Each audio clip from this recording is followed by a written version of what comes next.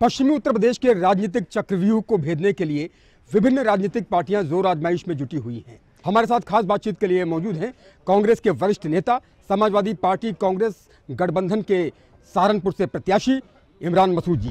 जब भगवान श्री राम वन को गए थे और वनवास के अंदर गए थे, वन देवी ने उनका स्वागत किया और वन देवी ने आकर उनसे पूछा कि भगवान क्या मैं आपके लिए कर सकती हूँ।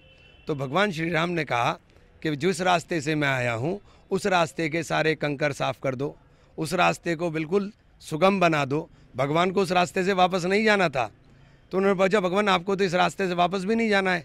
तो भगवान ने कहा कि मुझे उस रास्ते से वापस नहीं जाना है, लेकिन मुझको ढूंढता हुआ मेरा भाई मेरे पीछे आ रहा है, उसके लिए तुम ये रास्ता साफ कर दो।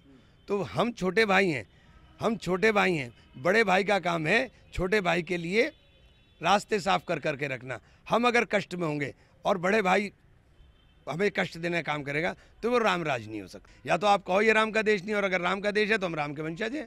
तो राम नारा नहीं विश्वास है, राम भौतिकता की नहीं मन की प्यास है। राम नहीं मिलेंगे मंदिर के फेरों में, राम मिलेंगे शबरी के झूठे बेरों में। मिलेंगे मर्यादा से जीने में, राम मिलेंगे हनुमान जी के सीने में। अगर राम को ढूंढना है तो मर्यादित आचरण करिए, मर्यादित रहिए, तो राम तो मन में मिलेंगे। राम को कहाँ ढूंढ रही है, तो दिल में बैठे हुए हैं राम को कहीं ढूंढने की ज़रूरत ही नहीं है।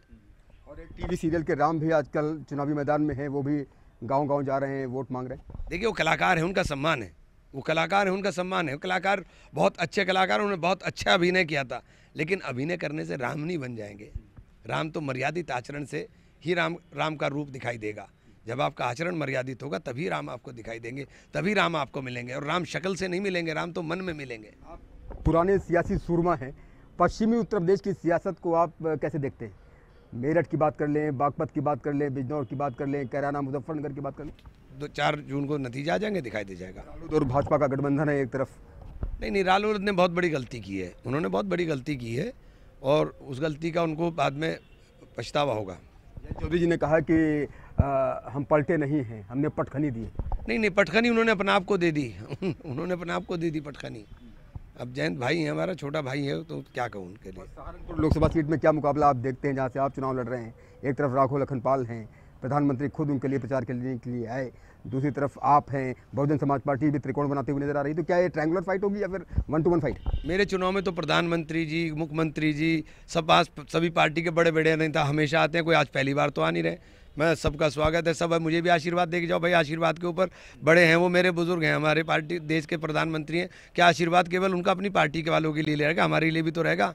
कुछ आशीर्वाद का थोड़ा सा हिस्सा हमें मिल जाएगा। यहाँ का मुकाबला कैसे देखते हैं, अपना मुकाबला कैसे देखते हैं? हमारा भाजपा का मुकाबला है, सीधा मुकाबला है, इंशाल्लाह बहुत भारी वोट से जीतेंगे। बहुत बहुत शुभकामनाएं। शुक्रिया। इमरान मसूद जी, बहरहाल पश्चिमी उत्तर प्रदेश की सियासत का राजनीतिक चक्रव्यूह कौन भेदेगा, यह आने वाला वक्त बताएगा। बहरहाल सभी पार्टियां अपने अपने हिसाब से रणनीति बनाने में जुटी हुई हैं। कैमरा पर्सन अभिषेक शर्मा के साथ उमेश श्रीवास्तव, न्यूज़ 18 सहारनपुर।